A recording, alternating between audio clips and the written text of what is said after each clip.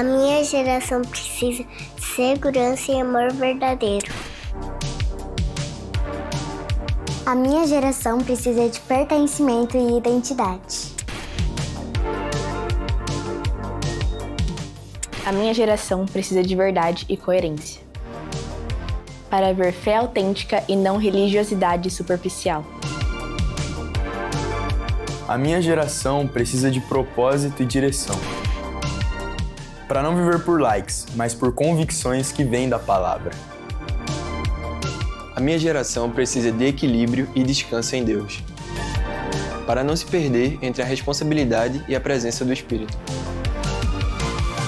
A minha geração precisa de maturidade e parceria espiritual, para construir um lar centrado em Cristo e não em expectativas sociais. Minha geração precisa de esperança e valorização, para celebrar que há um propósito a cada dia. Todos nós precisamos de uma fonte confiável e verdadeira, o próprio Cristo.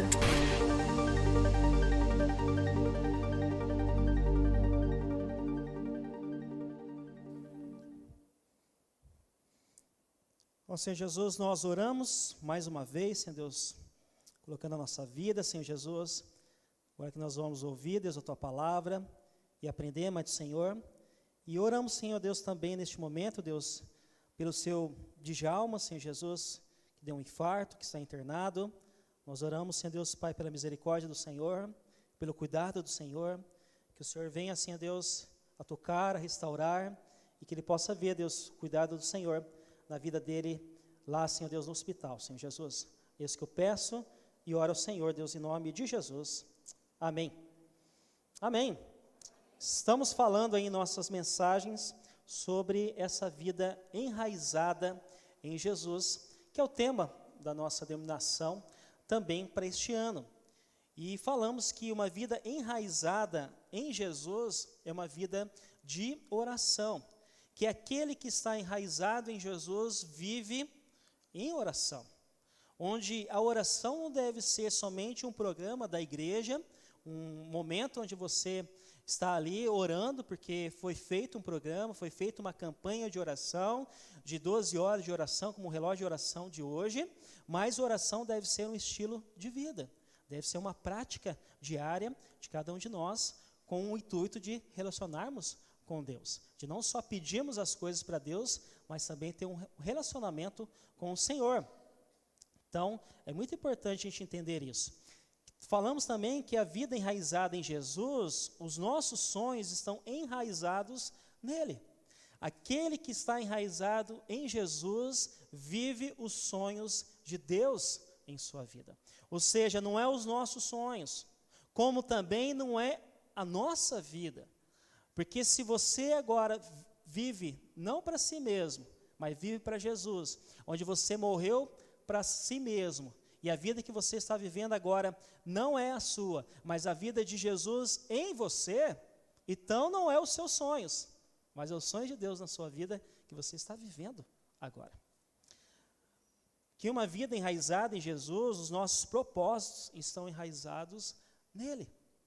Aquele que está enraizado em Jesus vive os propósitos de Deus. E eu pergunto, quais são os propósitos de Deus para você, para este ano? Você já orou? Você já pensou? Você já colocou em oração, dizendo assim, Deus, o que o Senhor quer para mim este ano? O que o Senhor quer me usar este ano no meu trabalho, na escola, onde eu vou estudar, na minha família, como missão de levar o Evangelho? Precisamos fazer isso. E hoje eu quero dizer que as nossas atitudes para este ano devem estar enraizadas em Jesus. Filipenses 2:5 diz que seja a atitude de vocês a mesma de Cristo Jesus. Se queremos estar enraizados em Jesus, devemos então ter as mesmas atitudes dele. Na verdade, se a nossa vida estiver enraizada em Jesus, as nossas atitudes também serão iguais a de Jesus. Porque se você está conectado em Jesus, se sua vida está conectada a Ele, não só os seus propósitos, não só os seus sonhos, mas também as suas atitudes estão agora de acordo com a vontade de Deus, onde você está agindo conforme a vontade de Deus para a sua vida. E falando sobre o exemplo de Jesus, pensando que estamos somente começando este ano, é a última semana aí de janeiro, né? Tantas coisas que podem vir. Eu quero ler um texto com vocês e a gente vai aprender um pouquinho sobre as atitudes que Jesus teve em relação a esse texto. O texto é de Mateus 8, 23 ao 27, que talvez alguns de vocês já conheçam, ou grande maioria. Também está registrado essa história em Marcos, no Evangelho de Marcos e também no Evangelho de Lucas. Então, Mateus 8, 23 diz assim: entrando ele no barco, seus discípulos o seguiram. De repente, uma violenta tempestade abateu-se sobre o mar, de forma que as ondas inundavam o barco. Jesus, porém, dormia. Os discípulos foram acordá-lo, clamando: Senhor, salva-nos, vamos morrer. E ele perguntou: por que vocês estão com tanto medo, homens de pequena fé? Então ele se levantou e repreendeu os ventos e o mar, e fez-se completa bonança. Os homens ficaram perplexos e perguntaram: quem é este que até os ventos e o mar lhe obedecem? Vai deixando para mim no começo de novo o texto, fazendo favor, Léo. Isso no versículo 23. Mais um pouquinho para frente, isso. Que eu quero ler novamente com você esse texto e destacar algumas coisas importantes nesse texto aqui. Então, vou ler novamente para você, ele é bem curto. Ele diz assim: entrando ele no barco. Então, quem entrou aqui? Jesus. E os seus discípulos o seguiram. Marcos e Lucas vão dizer que Jesus chama os seus discípulos para irem atravessar para o outro lado do lago. O 24 diz: de repente uma violenta tempestade abateu-se sobre o mar. Então, algo que ninguém previa aconteceu naquele dia, uma tempestade. Porque talvez se soubesse que viria uma tempestade, eles não iam então entrar no barco para ir para o outro lado. Então, de forma que as ondas inundavam o barco. Então, eles corriam perigo aqui do barco afundar. Jesus, porém, fazia o quê? Dormia. E eu fico me perguntando quem em uma tempestade consegue dormir. Será que Jesus tinha sono profundo? Como muitos de nós, né? Que dormes com uma pedra, não escuta nada que aconteceu?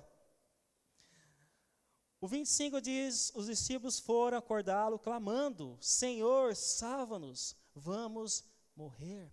Tanto era o desespero que eles pensaram: nós vamos morrer. Em Marcos diz: mestre, não te importas que morramos? Eles fazem uma pergunta para Jesus aqui. O 26, ele perguntou, quem perguntou? Jesus. Por que vocês estão com tanto medo? Por que será que os discípulos estavam com tanto medo? Ele diz: homens de pequena fé. Jesus dizendo. Em Lucas vai dizer: onde está a sua fé? Em Marcos vai dizer: ainda não tem fé? Então se levantou Jesus, repreendeu os ventos e o mar e fez-se completa bonança, mostrando que ele é o Senhor da natureza, aquele que é o Senhor dos mares, aquele que é o Senhor da tempestade, dos ventos, que dá uma palavra, que dá um comando e tudo se faz bonança, tranquilidade. E o 27 diz que os homens ficaram perplexos e perguntaram: quem é este que até os ventos e o mar lhe obedecem? Os discípulos ficaram admirados com o milagre de Jesus, de ver aquela terrível tempestade, imaginar que eles iam morrer e agora só está totalmente tranquilo e calmo. Como eu disse, esse milagre apresenta aí que o milagre que Jesus faz, melhor dizendo, aparece então nos 3 evangelhos sinóticos, que são, ou seja, semelhantes, que Mateus, Marcos e Lucas. Para mostrar não somente que Jesus tem esse poder sobre a natureza, de fazer mudanças climáticas, mas também mostrar a fé que os discípulos estavam naquele momento em relação a Deus. E a questão aqui, o problema aqui, é o medo dos discípulos e a sua confiança em Jesus. É interessante, porque o texto vai dizer que Jesus chamou os seus discípulos. Vamos para o outro lado. Entra aqui, vamos navegar, vamos para o outro lado. O contexto, se você ler depois embaixo, vai dizer que eles chegam então do outro lado, numa terra ali, dos Gadarenos, e ele vai expulsar, Jesus vai expulsar um homem endemoniado. Então, ou seja, Jesus não foi só passear com seus discípulos numa tempestade, mas ele foi com um propósito de ir atravessar e chegar do outro lado, para que ele pudesse então libertar aquele homem endemoniado, para que o homem pudesse então levar a palavra de Deus, e foi isso que ele fez para várias pessoas.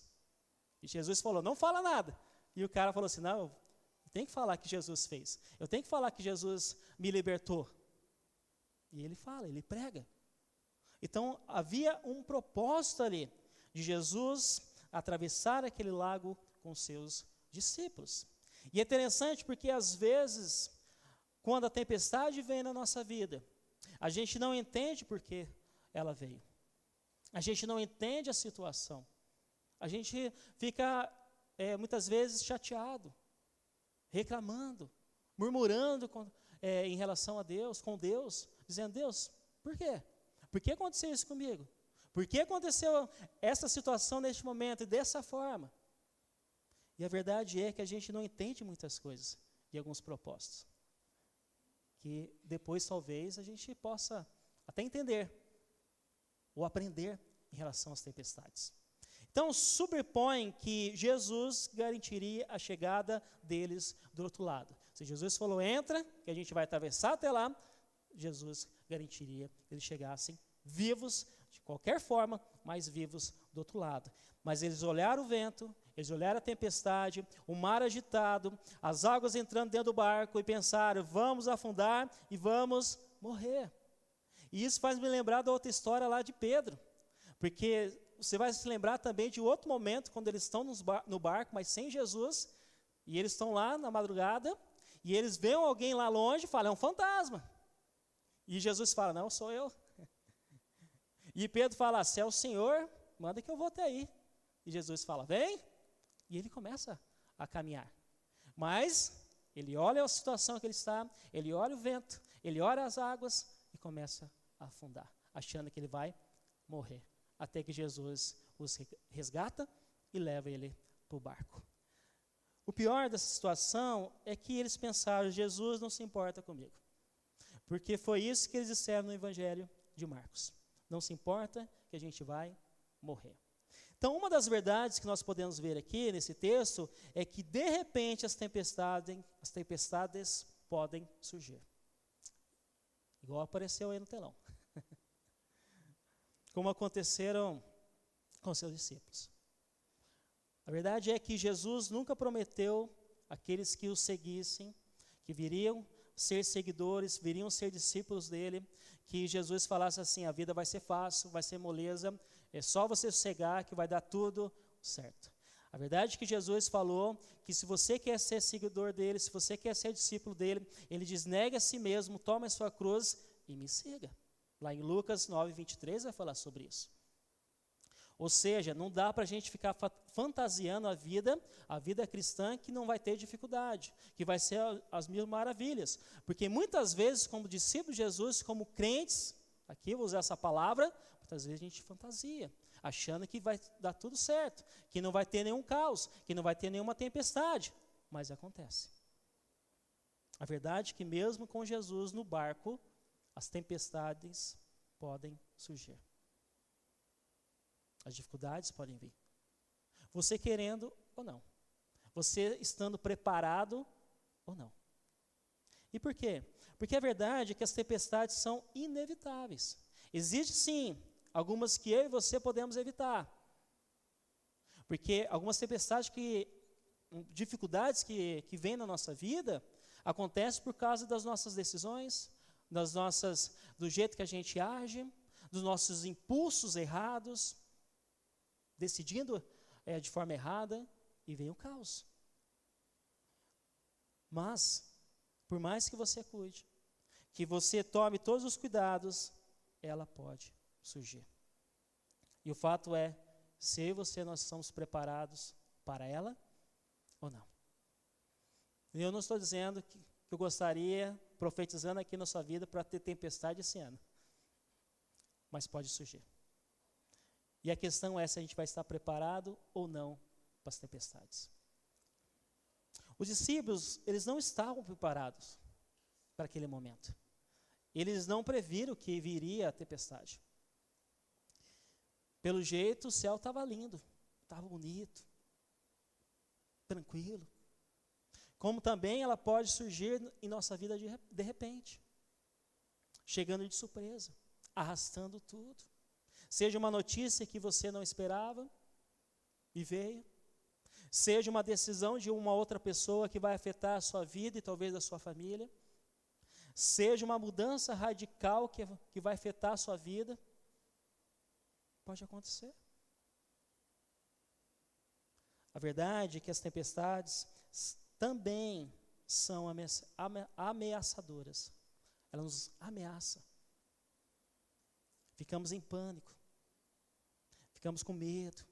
Achamos que a gente não vai resistir. Os discípulos entraram em pânico, dizendo, nós vamos afogar. Esse barco vai afundar. Esse barco vai virar. A gente vai morrer. Tempestades, quando surgem, causam grandes estragos, perdas, são desgastantes. Como o texto que fala que as águas estavam ali batendo no barco, ao ponto de quase virar, começando a entrar dentro do barco, e você vê aquela situação, você fala assim, não sei como vai mudar isso. As tempestades da nossa vida é da mesma maneira, nos causa medo. É desgastante você ficar ali lutando de um jeito, de outro, e você nunca, parece que você acha que nunca vai acabar, e causa perda, causa estrago, e pior, ameaça a nossa fé. Porque muitas vezes a gente fica incrédulo, acreditando que não vai ter fim, acreditando no pior da situação. As tempestades são desgovernadas. Não tem como a gente controlar. Você consegue controlar as tempestades? Os discípulos tentaram controlar ou contornar a situação. Até que o ponto que não conseguiram, ele falou, Jesus, socorre. E Mateus foi um grito de socorro. Clamando. E Marcos foi um grito assim, não te importas? Está aí dormindo? A gente vai morrer aqui, o Senhor está dormindo? Nem vai ver? Às vezes as tempestades da vida a gente pensa dessa forma, será que Deus não está vendo? O sofrimento que eu estou passando? A dificuldade que eu estou enfrentando? Eu estou clamando aqui, estou orando aqui, estou pedindo aqui, Deus não está ouvindo? Está surdo?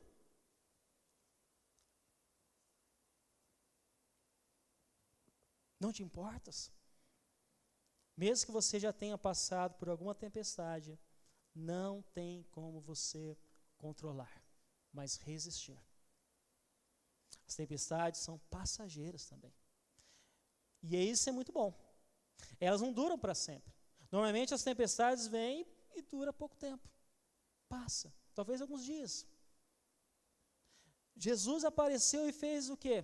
Aquietou a tempestade, fez completa bonança, tudo entrou de novo em paz, em tranquilidade, calmaria, e assim também a nossa vida, não ficamos na tempestade para sempre, os desertos da vida não duram para sempre, e quem está enraizado em Cristo sabe disso e faz disso verdade em sua vida, que não vai ser eterno. O problema aqui é que, se sabemos que as tempestades são inevitáveis, que a gente não consegue controlar, que elas são passageiras, que precisamos resistir, a pergunta que se faz aqui é por que eu e você nós temos medo? Por que eu e você nós temos tanto medo? Não é só medo, é tanto medo ao ponto de ficar em pânico, diante da situação. Você já se perguntou por que eu estou com tanto medo disso? Por que eu estou com tanto medo dessa situação? Por que eu estou com tanto medo dessa resposta?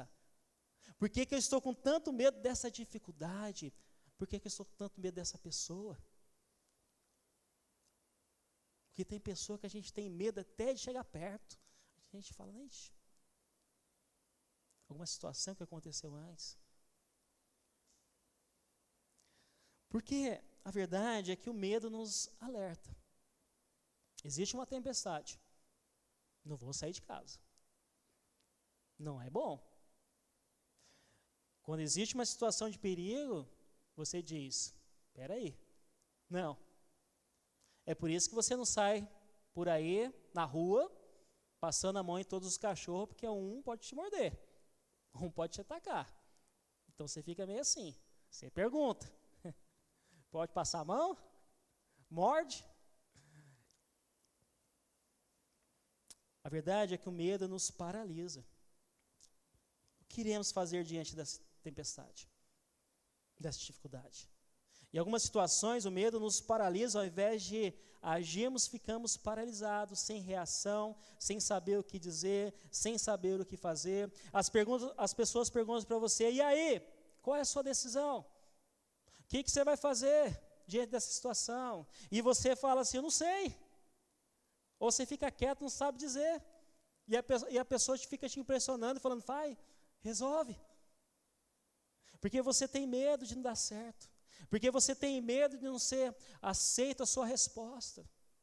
De você ser reprovado. Tem medo de não ser a decisão correta a se tomar. Tem medo de fracassar, de desagradar alguém. Então você simplesmente paralisa diante da situação. E você não faz nada. O medo, ele exagera. Quem nunca viu um fantasma na sombra de algo? O medo exagera a situação. Os discípulos disseram, vamos afundar, vamos morrer. Tinha um perigo real? Tinha. Estavam numa tempestade. Tinha água entrando dentro do barco. Não sei o tanto de água que tinha entrado dentro do barco. Mas tinha uma situação. Mas o fato é que Jesus estava ali. Junto com eles. Algo que era tão simples se torna tão complexo, difícil. Começamos a enxergar as coisas que não são ou não estão ali. Começamos a imaginar coisas que não são reais. E aí você entra na ansiedade, na preocupação, na questão de ficar imaginando amanhã, como vai ser, se você não dar conta. Começamos a imaginar o que a outra pessoa pode estar pensando sobre nós, o que a outra pessoa pode, como ela vai reagir à situação. Ou seja, começamos a enxergar alguns fantasmas que não existem. Por causa do medo. O medo diminui a nossa fé. Jesus disse aos seus discípulos, homem de pequena fé. Eles tinham fé? Tinham. Mas pouca fé. Onde está a sua fé? Ou ainda não tem fé? Nas outras versões. No contexto, eles viram Jesus. Se você ler antes, você vai ver que eles viram Jesus purificando um leproso. Nesse contexto de Mateus. Viram Jesus curando um homem. Viram Jesus curando a sogra de Pedro. E ainda eles não tinham fé suficiente para crer que Deus estava cuidando deles no meio da tempestade. Eles não tinham fé ainda suficiente. Tantas coisas que Jesus fez naquele dia, tantas coisas que Jesus ensinou a eles, e ainda eles estavam com medo, entrando em pânico diante da situação, com medo que Deus, ou que Jesus, não poderia cuidar dele. Que aquela tempestade não iria passar. E a pergunta é, o que mais precisava para aumentar a fé deles? Se eles viram tantos milagres acontecendo naquele dia, se eles viram tantas coisas acontecerem naquele dia, o que mais precisa Jesus fazer para que você possa crer nele, de todo o seu coração, que ele tem poder, que ele é confiável, que você pode descansar nele. O que mais Jesus precisa fazer para que você deposite a sua fé toda nele, toda nele. Porque se você falar para mim, não, Deus não fez nada, ou a gente não está enxergando, ou alguma coisa está errada. Mas se Jesus já está fazendo tantas coisas na nossa vida, dando esse fôlego de vida que nós temos, já é um milagre. Já não dá para a gente confiar nele? Já não dá para a gente descansar nele? Porque a questão aqui que mostra qual será a nossa atitude para este ano. Se é essa atitude pessimista, reclamar da vida, dizer que vai estar tudo errado, que porque esse ano vai ser, tem umas coisas aí acontecendo, né? Além de eleição, de Copa, outras coisas, outros desafios, e aí você fala, vixe, os discípulos diante da tempestade foi se entregar ao medo e não crer que Deus estava cuidando deles, que eles não iam chegar do outro lado. Qual que vai ser a nossa atitude para esse ano? Qual vai ser a nossa atitude diante das tempestades da vida? Quais vai ser as nossas atitudes quando as dificuldades surgirem? De se entregar ao medo, ao pânico, ou confiar e descansar no Deus Todo-Poderoso que está cuidando de nós, que sabe todas as coisas. A verdade é que muitas vezes somos homens ou mulheres de pequena fé. E eu não estou dizendo aqui somente sobre milagres, mas em tudo. O problema das tempestades é que ao invés dela fortalecer a nossa fé e confiarmos que Jesus está conosco, nós temos medo e achamos que vamos morrer, ou seja, não acreditamos que Jesus é capaz de cuidar da gente. Porque talvez a gente fale assim, Jesus está dormindo, não está vendo. Jesus está longe, lá no céu, e não está vendo que eu estou sofrendo aqui e passando. E aí a gente coloca isso na nossa mente. Veja essa frase que diz: existem horas em que a maior tempestade que enfrentamos não é o mar agitado ao redor de nós, mas a incredulidade dentro de nós. A grande questão é a incredulidade.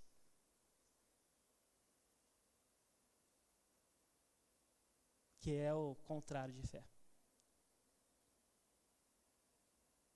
Se os discípulos tivessem uma fé madura, não iria se entregar ao pânico, ao desespero. Mas a fé pequena deles fez com que eles se entregassem à incredulidade. Vamos morrer.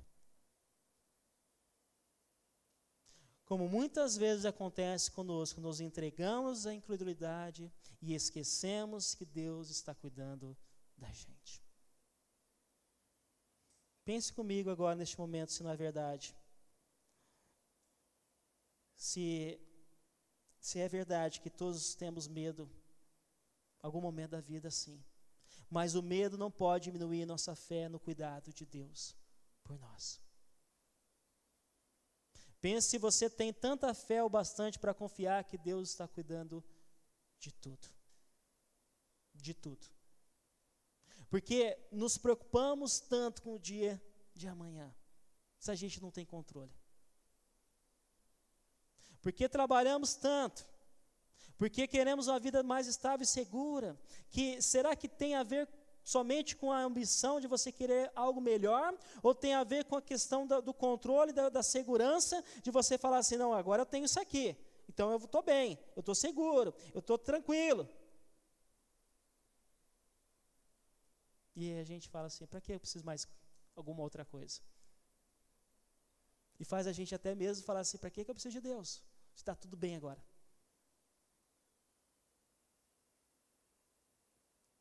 Pense comigo se a fé é essa enraizada em Jesus que tem medo de se entregar tudo a Jesus. A gente canta, tudo entregarei. Mas a pergunta é tudo mesmo? Ou só aquelas coisinhas que a gente fala, isso aqui eu entrego, isso aqui não tem tanto valor assim. Isso aqui eu posso entregar a Deus.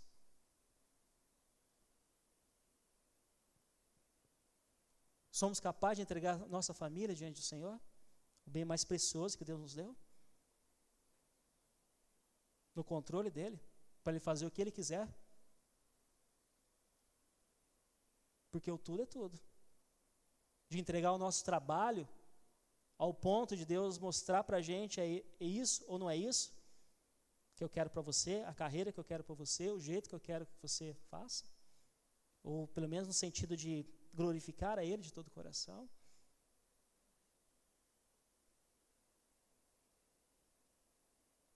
Porque talvez a gente fale, isso é difícil, Jesus. Pede outra coisa. Então não é tudo. Então a gente vai ter que rever, cantar essa música.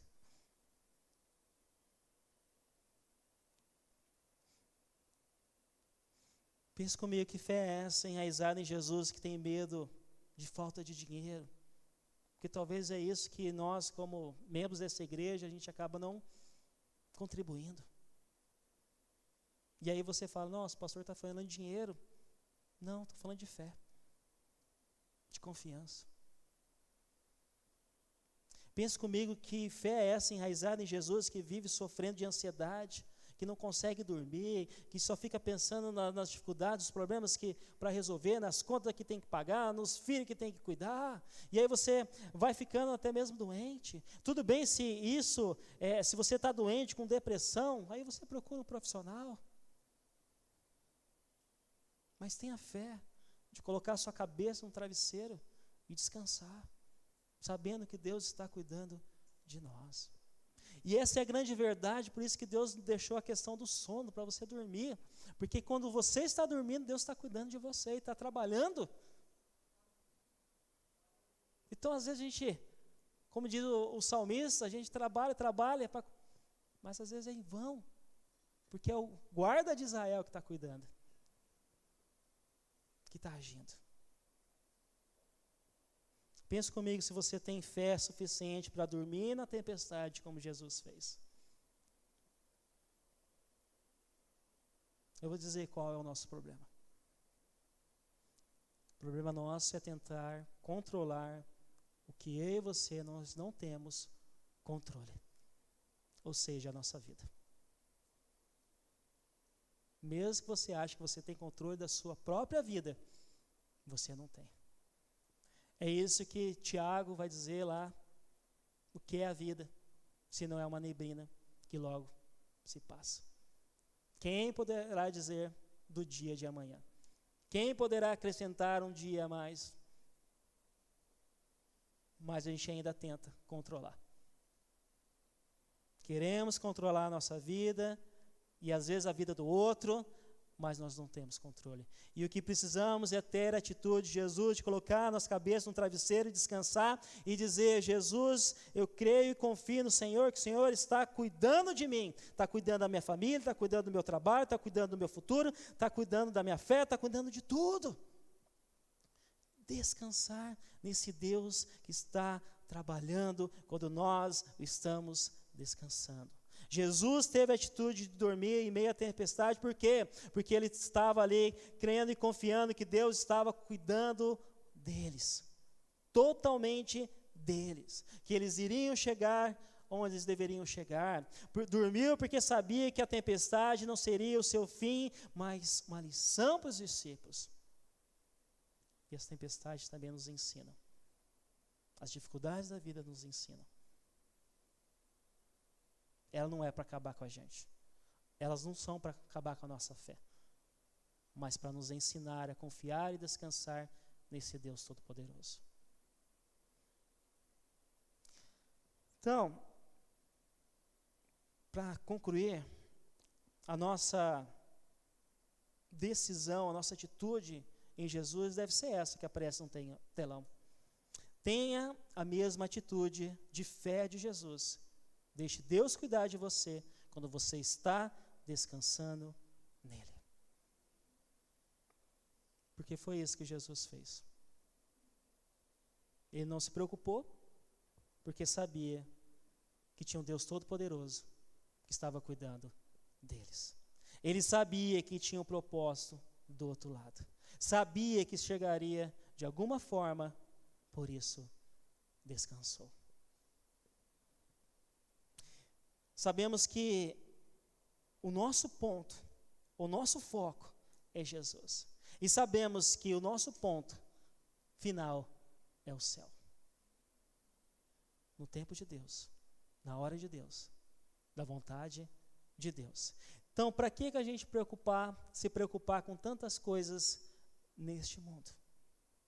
Nosso foco deve estar em Jesus, a nossa fé deve estar em Jesus, e essa é a vida enraizada em Jesus. Veja, vendo milagres, vendo as coisas acontecer, as coisas extraordinárias acontecer, ou não. Vamos chegar. Então, que você possa descansar, confiar. Como diz a canção, Deus está no barco, no controle da nossa vida. E Ele sabe o destino e sabe a hora de chegar. Então descanse nele. Amém? Feche seus olhos neste momento. Vamos orar ao Senhor.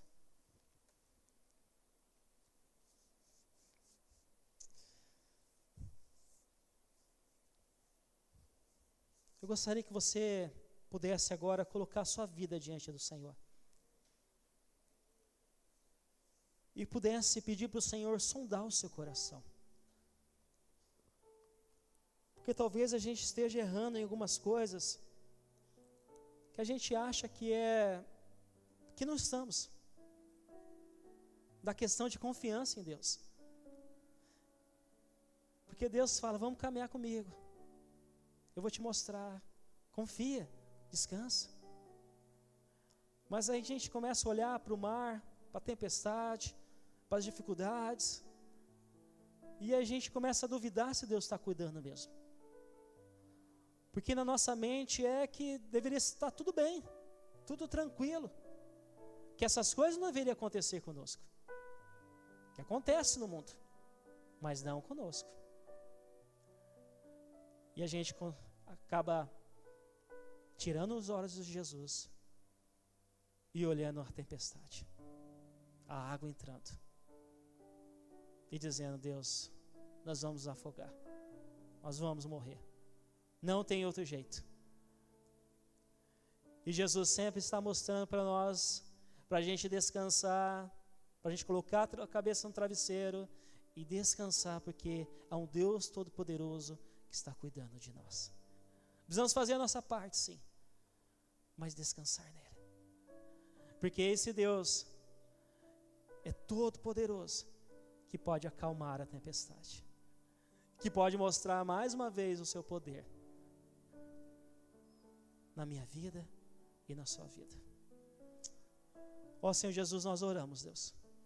Oramos principalmente, Deus, pedindo perdão, porque a nossa atitude muitas vezes, Deus, é de não ter fé, é de não crer que o Senhor está cuidando, é de não confiar, Senhor Jesus, que o Senhor está no controle de tudo, Deus. Na verdade, Deus, muitas vezes a nossa atitude é de controlar a situação, de dizer, está difícil, deixa que eu faço, não, deixa que eu resolvo, é isso que eu quero, e de não confiar no Senhor, e de não descansar em Ti, Senhor Jesus. Por isso, Deus, eu oro, Deus Pai, que o Senhor possa nos socorrer, não socorrer na questão das tempestades, Senhor Jesus, porque o Senhor faz isso, quando nós gritamos com medo, mas socorrer de nós mesmos, da nossa incredulidade, Senhor Jesus. É por isso que nós pedimos perdão, Deus, e a misericórdia do Senhor, de nos ensinar em meio às dificuldades, a ter uma atitude de fé, Deus, de confiança e de descanso no Senhor, Pai. É isso nós oramos, Deus Pai, nesse ano, Senhor Jesus, que está acontecendo, Deus, que estão indo, Deus, para o próximo mês, que possamos continuar, Deus, com os nossos olhos fixos no Senhor, Deus, com atitude de fé, de confiança, Deus, de convicção, Pai, que por mais que nós não vemos, mas a convicção que o Senhor está cuidando de nós. Que você possa sair daqui com essa convicção que o Senhor está cuidando de você. Não deixe o medo te paralisar, te assombrar, te tirar o foco, mas que ele possa ser um sinal de você correr para os braços do Senhor e descansar nesse braço, como um pai que cuida do filho quando ele está em perigo, protegendo. É isso que nós oramos, Deus, em nome de Jesus. Amém. Se coloque em pé.